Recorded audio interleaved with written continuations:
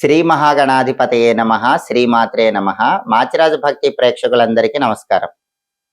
ఖగోళంలో నవగ్రహాలలో సూర్యుడు ఏప్రిల్ 14వ తేదీ ఉదయం 9:38 మీనరాశిలో నుంచి మేషరాశిలోకి మారుతున్నాడు. అంటే సూర్యుడి మేష సంక్రమణం జరుగుతోంది. అలా మారిన సూర్యుడు మళ్ళీ మే 15వ తేదీ ఉదయం 6:28 మేషరాశిలో నుంచి వృషభ రాశిలోకి మారతాడు. వృషభ సంక్రమణం జరుగుతుంది. అంటే ఏప్రిల్ 14వ తేదీ ఉదయం 9:38 నుంచి మే 15వ తేదీ ఉదయం 6:28 వరకు సూర్యుడు మేషరాశిలోనే ఉంటాడు. సూర్యుడు మేషరాశిలో ఉండటం అనేది ద్వాదశ రాశుల వారికి ప్రత్యేకమైన ప్రభావాన్ని కలిగింపజేస్తుంది. ఈ సూర్యుడి సంచారంలో మార్పు, అంటే సూర్యుడు మీనరాశిలో నుంచి మేషరాశిలోకి రావటం అనే ఈ మార్పు ద్వాదశ రాశుల వారికి ఎటువంటి ఫలితాన్ని కలిగింపజేస్తుందో, సూర్యుడి మేష సంక్రమణం ఏ రాశులకు అనుకూల ఫలితాలు ఇస్తుందో, ఏ రాశులకు వ్యతిరేక ఫలితాలు ఇస్తుందో, అనుకూల ఫలితాలు రెట్టింపు చేసుకోవాలంటే, ప్రతికూల ఫలితాలు పూర్తిగా తగ్గింపజేసుకోవాలంటే సూర్యుడి అనుకూలత సంపూర్ణంగా ద్వాదశ రాశుల వాళ్ళు ఈ సమయంలో పొందాలంటే ఎటువంటి శక్తివంతమైన సూర్య సంబంధమైన పరిహారాలు చేసుకోవాలో, సూర్యుడి మేష సంక్రమణ ప్రభావం సంపూర్ణంగా ద్వాదశ రాశుల మీద నెల రోజుల పాటు ఏ విధంగా ఉండబోతోందో ఈ వీడియోలో మనం తెలుసుకుందాం. తదుపరి ధనుస్సు రాశి. ధనుస్సు రాశి వాళ్ళకి సూర్యుడి మేష సంక్రమణం వల్ల నెల రోజుల పాటు ఏర్పడే ఫలితాలు పరిశీలిస్తే, ధనుస్సు రాశి నుంచి లెక్కబెట్టినప్పుడు ధనుస్సు, మకరం, కుంభం, మీనం, మేషం. సూర్యుడి సంచారంలో మార్పు జరిగిన మేషరాశి ధనుస్సు రాశి వాళ్ళకి 5వ రాశి అవుతుంది. అంటే ధనుస్సు రాశి వాళ్ళకి సూర్యుడి మేష సంక్రమణం 5వ స్థానంలో ఏర్పడింది. దీన్ని పంచమ స్థానం అంటారు. జ్యోతిష శాస్త్ర గోచార గ్రంథాల ప్రకారం ఈ పంచమ స్థానంలో సూర్యుడు ఉండటం వ్యతిరేక ఫలితాలు ఇస్తుంది. కాబట్టి ఏప్రిల్ 14 నుంచి మే 15 వరకు 5వ స్థానంలో ఉన్న సూర్యుడు ధనుస్సు రాశి వాళ్ళకి కొన్ని విషయాలలో వ్యతిరేక ఫలితాలు ఇస్తాడు.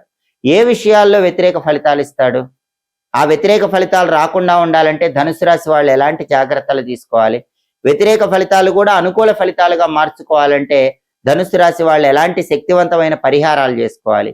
ఈ విషయాలు పరిశీలిస్తే సూర్యుడి మేష సంక్రమణం 5వ స్థానంలో ఏర్పడుతోంది. కాబట్టి ఈ పంచమ స్థానంలోకి సూర్యుడు ప్రవేశించగానే ధనుస్సు రాశి వాళ్ళు ప్రతి చిన్న విషయానికి విపరీతమైన ఆందోళన పడిపోతూ ఉంటారు. మానసిక ఒత్తిడికి లోనవుతూ ఉంటారు.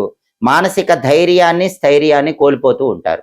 అలా 5వ ఇంట్లో ఉన్న సూర్యుడు ఈ ధనుస్సు రాశి వాళ్ళకి ఫలితం ఇస్తాడు. కాబట్టి ధనుస్సు రాశి వాళ్ళు ఏం చేయాలంటే, ఏ సమస్య వచ్చినా మనోధైర్యాన్ని కోల్పోకూడదు, ఆత్మస్థైర్యాన్ని వదిలిపెట్టకూడదు, చిన్న విషయాలకు ఆందోళన పడకూడదు, ప్రశాంతంగా ఉండే ప్రయత్నం చేయాలి. ఈ జాగ్రత్త తీసుకోవాలి. పనుల్లో ఆటంకాలు వచ్చినా సరే ప్రశాంతంగా ఉన్నట్లయితే, ఆ ఆందోళన రాకుండా ఉన్నట్లయితే అప్పుడు సూర్యుడి అనుగ్రహం కలుగుతుంది. అప్పుడు పనులు సక్రమంగా పూర్తి చేసుకోవచ్చు. కాబట్టి ప్రధానంగా ధనుస్సు రాశి వాళ్ళు గుర్తుపెట్టుకోవాల్సిన విషయం ఏంటంటే, మానసిక ధైర్యాన్ని, స్థైర్యాన్ని, ఆత్మవిశ్వాసాన్ని వదిలిపెట్టకుండా ఆందోళన పక్కన పెట్టి ప్రశాంతంగా ప్రతి పనిని కూడా నిర్వహించాలి. అలాగే ఈ 5వ స్థానంలోకి సూర్యుడి రాగానే నమ్మిన వాళ్లే ధనుస్సు రాశి వాళ్ళను ద్రోహం చేసే అవకాశం ఉంది. అంటే ధనుస్సు రాశి వాళ్ళకి ఏప్రిల్ 14 నుంచి మే 15 మధ్యలో ఒక నమ్మక ద్రోహం జరిగే అవకాశం ఉంది. తస్మాత్ జాగ్రత్త. కాబట్టి ఏప్రిల్ 14 నుంచి మే 15 మధ్యలో ఎవరిని ధనుస్సు రాశి వాళ్ళు పూర్తిగా నమ్మకూడదు. ఎవరినైనా సరే నమ్మినట్లు నటించే ప్రయత్నం చెయ్యండి. అంతేగాని ఎవరిని పూర్తిగా నమ్మద్దు. నమ్మితే మాత్రం నమ్మక ద్రోహం జరిగే అవకాశం ఉంది. కాబట్టి ఈ జాగ్రత్త తీసుకోవాలి.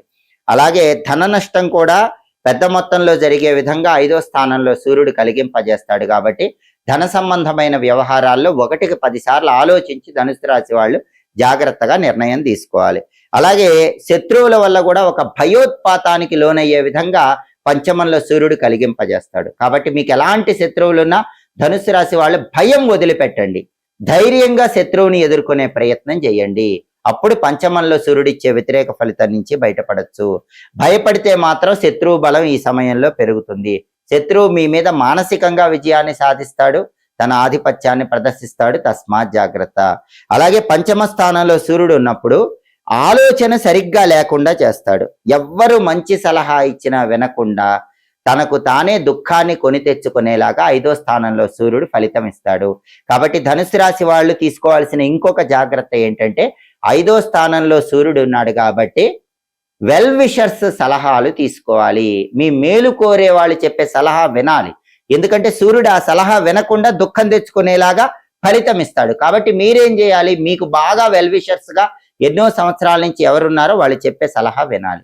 ఈ జాగ్రత్తలు తీసుకుంటూ సూర్యుడికి సంబంధించిన శక్తివంతమైన పరిహారాలు చేసుకుంటే 5వ స్థానంలో సూర్యుడు ఇచ్చే వ్యతిరేక ఫలితాలు తొలగింపజేసుకొని అనుకూల ఫలితాలు ధనుసు రాశి వాళ్ళు పొందవచ్చు. ఏప్రిల్ 14వ తేదీ ఉదయం 9:38 సూర్యుడు మేషరాశిలోకి ప్రవేశించగానే సూర్యుడి మేష సంక్రమణం జరగగానే ఈ సూర్యుడి మేష సంక్రమణం అనేది ద్వాదశ రాశులలో కొన్ని రాశులకు అనుకూల ఫలితాలు ఇస్తుంది, కొన్ని రాశులకు వ్యతిరేక ఫలితాలు ఇస్తుంది. మళ్ళీ సూర్యుడు మే 15వ తేదీ ఉదయం 6:28 వృషభ రాశిలోకి ప్రవేశించే వరకు ద్వాదశ రాశుల వారికి సూర్యుడి మేష సంక్రమణ ఫలితాలు ఉంటాయి.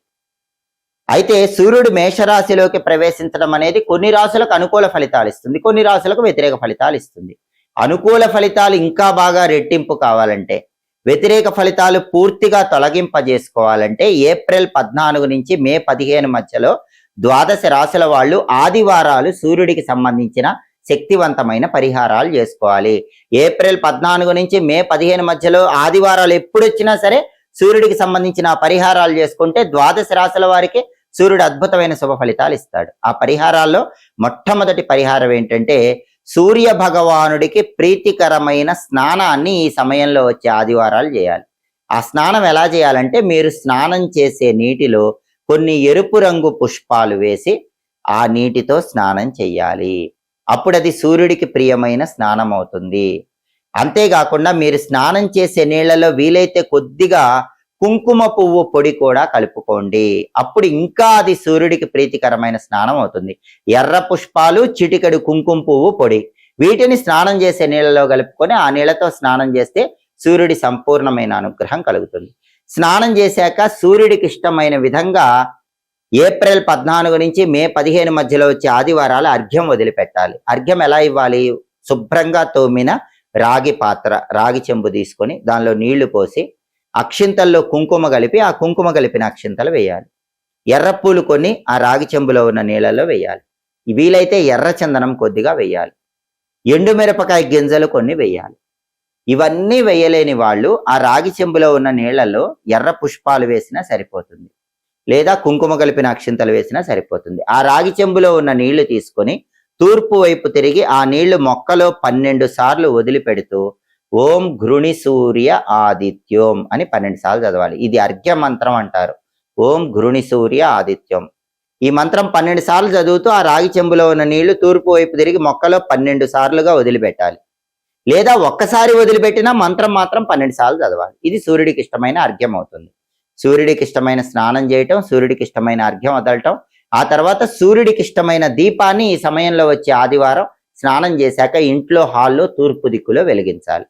సూర్యుడికి ఇష్టమైన సూర్య దీపం ఎలా వెలిగించాలంటే సూర్యుడు 12 పేర్లతో సంవత్సరంలో ఉంటాడు. ద్వాదశ ఆదిత్యులు అనే పేరుతో ఉంటాడు. కాబట్టి సూర్యుడి ద్వాదశ ఆదిత్య రూపాలకు సంకేతంగా 12 ఒత్తుల దీపాన్ని వెలిగించాలి. సూర్యుడికి ఎరుపు రంగు ఇష్టం కాబట్టి వీలైతే ఎర్ర ఒత్తులతో దీపం పెట్టాలి. ఎర్ర ఒత్తులు దొరకకపోతే ఒత్తుల కుంకుమ రాసి ఆ ఒత్తులతో దీపం పెట్టాలి. ఆ దీపం ఎలా వెలిగించాలి? సూర్యుడికి ఇష్టమైన దీపాన్ని ఆదివారం పూట ఈ సమయంలో ఎలా వెలిగించాలంటే స్నానం చేశాక హాల్లో తూర్పు దిక్కులో ఒక పీట పెట్టండి. ఆ పీటకు పసుపు రాసి కుంకుమ బొట్లు పెట్టి వరిపిండితో ముగ్గు వేసి ఒక మట్టి ప్రమిదలో ఇంకో మట్టి ప్రమిద ఆ పీట మీద ఉంచి సూర్యుడికి ఇష్టమైన నువ్వుల నూనె పోసి 12 ఎర్ర ఒత్తులు కలిపి ఒక ఒత్తిగా చేసి ఆ ఒత్తి తూర్పు వైపు వెలిగేలా దీపం పెట్టాలి. దీన్నే సూర్య దీపం అంటారు. చాలా సులభం. ప్రతి ఆదివారం స్నానం చేశాక ఇంట్లో హాల్లో తూర్పు వైపు 12 ఒత్తులు కలిపి ఒక ఒత్తిగా చేసి, ఇంకా వీలైతే 12 ఎర్ర ఒత్తులు కలిపి ఒక ఒత్తిగా చేసి ఆ ఒత్తి తూర్పు వైపు వెలిగేలాగా దీపం పెట్టండి. దీన్ని సూర్య దీపం అంటారు. ఈ సూర్య దీపం పెడితే సూర్యుడి మేష సంక్రమణం అనేది ద్వాదశ రాశుల వాళ్ళకి సంపూర్ణమైన శుభ ఫలితాలు ఇస్తుంది. అలాగే ఏప్రిల్ 14 నుంచి మే 15 మధ్యలో వచ్చే ఆదివారాలు పని మీద బయటికి వెళ్ళేటప్పుడు బెల్లం ముక్క నోట్లో వేసుకున్న నవ్వులుతూ వెళ్ళండి. నానబెట్టిన గోధుమలు బెల్లంతో కలిపి ఆవుకు పెట్టండి. లేదా కేజింబావు గోధుమలు ఆదివారం ఉదయం 6 నుంచి 7 మధ్యలో గాని, మధ్యాహ్నం 1 నుంచి 2 మధ్యలో గాని ఎర్ర వస్త్రంలో మూట కట్టి పంతులు గారికి దేవాలయంలో దానం ఇవ్వండి. ఆదివారం ఉపవాసం ఉంటే ఇంకా అద్భుతం. సహజంగా ఎవరైనా మాంసాహారం తినాలనుకుంటే ఆదివారం తినకూడదని గ్రంథాల్లో చెప్పారు. వేరే వారాలు తినవచ్చు. చాలా మంది ఇతర వారాల్లో ఉపవాసం ఉంటారు, కానీ ఆదివారం మాంసాహారం కొంతమంది తింటారు. మాంసాహారం తినే వాళ్ళు ఎవరైనా ఆదివారం మాంసాహారం తినకూడదు, మిగిలిన వారాల్లో తినండి అని గ్రంథాల్లో చెప్పారు. కాబట్టి ఆదివారం మాంసాహారం తినకుండా ఉండటంతో పాటుగా ఎవరైనా సరే ఆదివారం పగలు ఉపవాసం ఉండి రాత్రికి గోధుమ రవ్వతో చేసిన పదార్థాలు అంటే గోధుమ రవ్వ ఉప్మా ఇలాంటివి ఆహారంగా స్వీకరిస్తే కూడా సూర్య భగవానుడు విపరీతంగా తన అనుగ్రహాన్ని కలిగింపజేస్తాడు. లేదా గోధుమ పిండితో చేసినటువంటి చపాతీ లాంటివైనా సరే ఆదివారం రాత్రిపూట ఆహారంలో స్వీకరించండి. పగలు ఉపవాసం ఉండి రాత్రికి గోధుమలతో చేసిన పదార్థాలు తింటే ఈ రవిగ్రహ ఉపవాసం అనేది కూడా రవి మేష సంక్రమణం సంపూర్ణంగా అనుకూల ఫలితాలు ఇచ్చేలాగా చేస్తుంది. ఈ పరిహారాలలో ఏ పరిహారం వీలైతే ఆ పరిహారం చేసుకోండి. వీలైనన్ని పరిహారాలు ఏప్రిల్ 14 నుంచి మే 15 మధ్యలో వచ్చే ఆదివారాలు చేసుకుంటే ద్వాదశ రాశుల వారికి సూర్యుడి మేష సంక్రమణం అద్భుతమైన శుభ ఫలితాలను కలిగింపజేస్తుంది. పరిహారాలు చేసుకోలేని వాళ్ళు ఆదిత్య హృదయం కానీ సూర్యాష్టకం కానీ చాంటింగ్ అయినా సరే ఈ సమయంలో వచ్చే ఆదివారాలు వినండి. సూర్యుడి అనుగ్రహం వల్ల రవి మేష సంక్రమణం సంపూర్ణమైన అనుకూల ఫలితాలు ఇచ్చేలాగా గోచారాన్ని మార్చుకోండి. ఎప్పటికప్పుడు జ్యోతిష శాస్త్ర పరంగా ఖగోళంలో గ్రహాల సంచారంలో వచ్చే మార్పు తెలుసుకోవాలనుకుంటున్నారా? ఆ మార్పు ద్వాదశ రాశులలో ఏ రాశులకు యోగిస్తుందో ఏ రాశులకు యోగించదో తెలుసుకోవాలనుకుంటున్నారా? అలాగే ద్వాదశ రాశుల వారు గ్రహాల సంచారంలో వచ్చే మార్పును బట్టి పాటించాల్సిన పరిహారాలు తెలుసుకోవాలనుకుంటున్నారా? అయితే మాచిరాజ భక్తి ఛానల్ తప్పకుండా చూడండి. మా వీడియోస్ మీకు నచ్చినట్లయితే మా ఛానల్ లైక్ చేయండి, కామెంట్ చేయండి. మా ఛానల్ వీడియోస్ 10 మంది మిత్రులకు షేర్ చేయండి. మా ఛానల్ సబ్స్క్రైబ్ చేసుకోండి. పక్కన ఉన్న బెల్ సింబల్ నొక్కటం మాత్రం మర్చిపోకండి. సర్వే జనాః సుఖినో భవంతు. స్వస్తి.